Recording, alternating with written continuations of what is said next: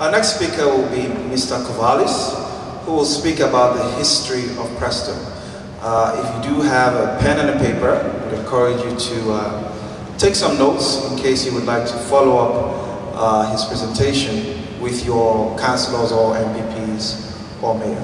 Thank you. So if it's okay, I'll speak from here. Good evening, everyone. Can you hear me okay? A little bit closer? Closer? Okay, great. So I just have some of the same talking points that I did on that I presented on the radio show last week. I'm happy to take some questions and try to answer them. I'm not a transit expert nor a Presto card system expert. I just speak from the experience and the briefing notes and some of the conversations I've had with some of the folks who consider themselves to be experts in this business. So the alternative, I'm going to speak specifically to Toronto and the situation in Toronto when Mayor Ford was elected. He was mayor-elect for approximately 5 weeks through the transition period, and during that time we were receiving briefings, and one of the briefings was about this issue. So the alternative to Presto was a private sector bid to provide open payment technology so riders could pay with their own debit and credit cards. This payment technology is sometimes referred to as open system or open source. The vendor at the time would own, install, maintain all the technology. It would deploy much faster than Presto at about 1/10 of the cost, with the option to buy all of the equipment after 10 years at a small fraction. The vendor would be responsible for the downtime and any costs associated with downtime to the system. So with Presto, the alternative, the one the province and the provincial Liberals have been pushing, is $300 to $400 million for just to start up this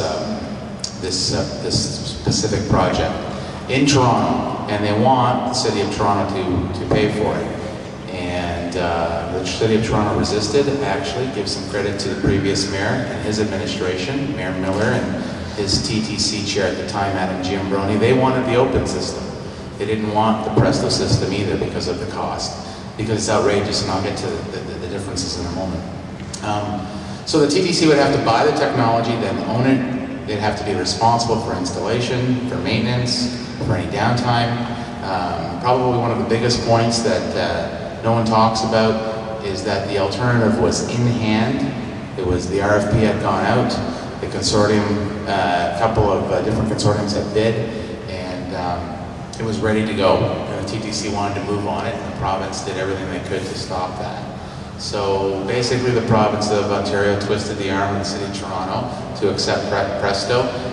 Every time we met with representatives, whether it was bureaucrats, city managers, whether it was mayor's staff, whether it was the mayor, whether it was other councillors, every single topic that we discussed with our counterparts of the province, the first and foremost thing was to tie us into Presto before they would talk about anything else.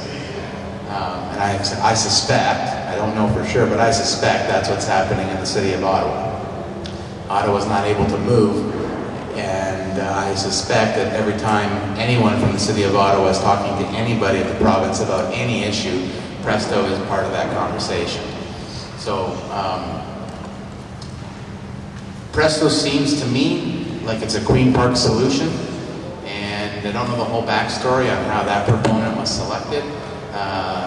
But without the Toronto Transit Commission, they can't move forward with that project across the province because they need this card in Toronto first, and I don't think that is a done deal yet.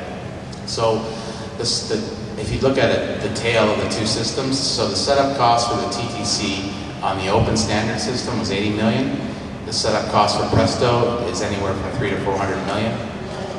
And the fare collection costs, and this is important too. So on the open standards payment system, 7 cents of every dollar collected would go back to the company. On the Presto, it's 10 cents of every dollar would go back to the company. And in Toronto, I have to say, qualify this, the TTC at the time, headed by Adam Giambroni, their estimates was that it cost the city $20 million a year on top, year after year. So that's those are the basics on Presto, and when we get to the questions, I'll try to answer them.